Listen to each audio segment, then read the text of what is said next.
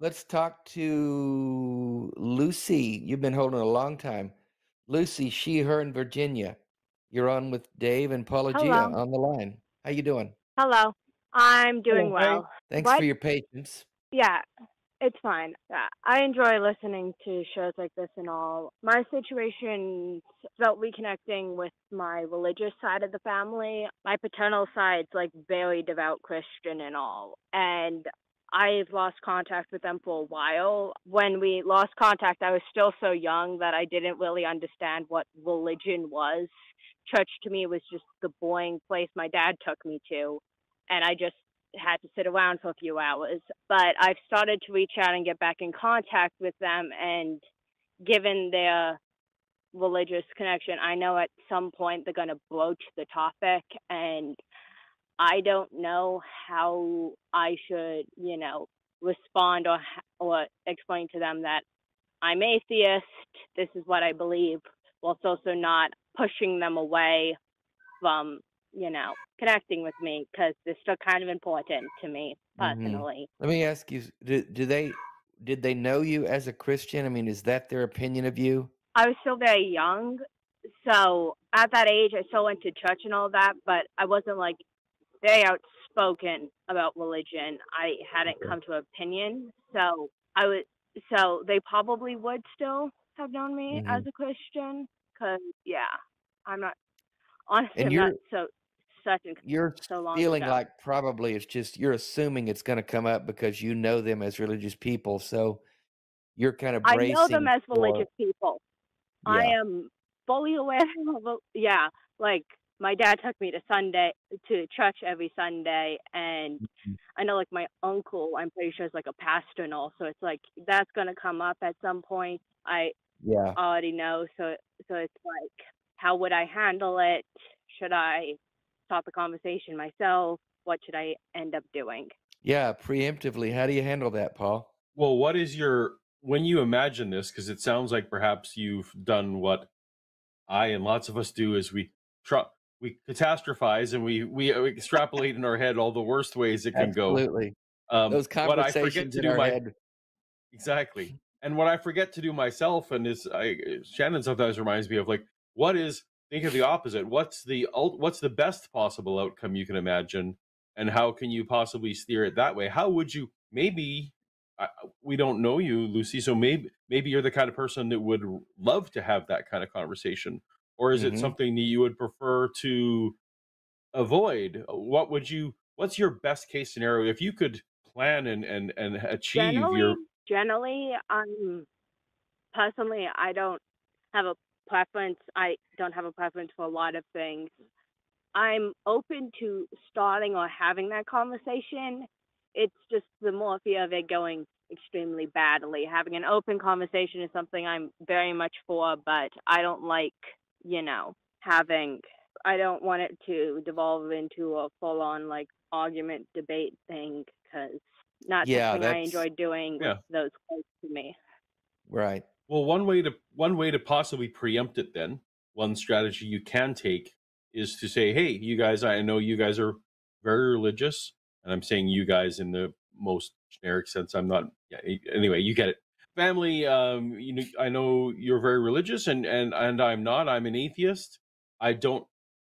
I have explored these things myself. So during our family time, what I want to do is reconnect with you and get to know you as people.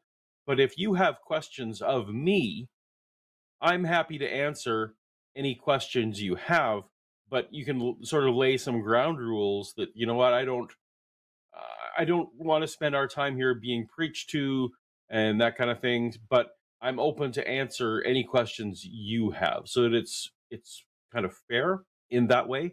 That is Yeah, one that way makes you can yeah, that that is makes one tack you can take so that you're not feeling like you're cutting it off or that we'll never talk about religion, but it's a way to keep your time sticking to the valuable things. Does that seem like a possible path for you? yeah, I think that might be doable. Yeah. Haven't actually managed to meet any of them in person, but yeah, I feel like I could probably do that when I like actually get to talk to them and all. Right. And if they start preaching at you and start throwing verses at you, it's like, oh, you know what? I love those are great. maybe put those in an email if you really think that I need to see them. But while we have this very rare time together, let's focus on other stuff. Are you Yeah. anticipating, I mean, are these people you're gonna be living with or just sharing meals occasionally with, or what's the time frame here? I don't live with that. Yeah. I'm probably not going to end up living with them just due to, my non-religious slash not so like devout Christian side. It is generally in a better position to support me anyway, so Right. probably not going to live with them, but I still want a good relationship. Yeah. Well, I think if you've got just interspersed occasions where you're with them at meals or whatever, then those are a lot easier to get through than if somebody you're living with and seeing them morning and evening and all that. Yeah, So Mhm. yeah, you yeah, can probably navigate that a little more easily than if it was cohabitation. I know that I recently had to go to a family gathering for my mom's birthday, and I was going into a scenario where I was going to be pretty much the only atheist in the room, full of very religious, conservative Christian people. I knew a few people yes. there shared my worldview, but not very many. And I felt I did this thing that Paul was talking. I rehearsed all these conversations in my head that I was anticipating that none of them happened. And so the anticipation was worse than the reality.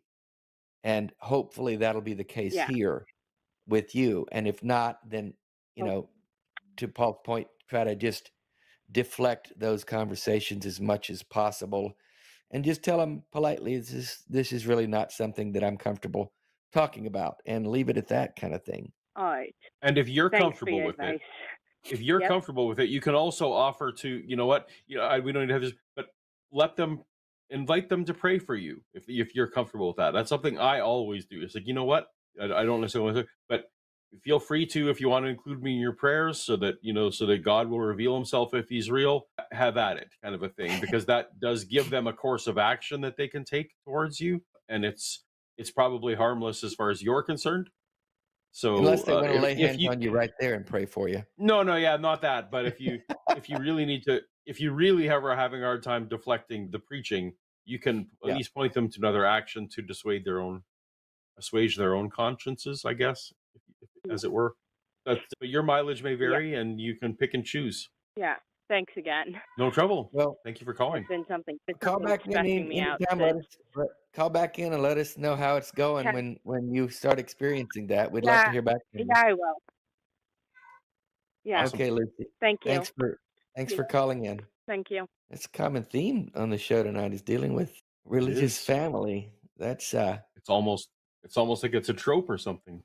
it's kinda like a thing, yeah. It's a Mhm. very I mean, my god, it's one of the things that we hear about the most. It's one of the most troubling aspects of my deconversion was dealing with family and friends, Absolutely. and I still do. It's still a thing going on now. They just cannot let it go, and it is what it is. Do the best we can.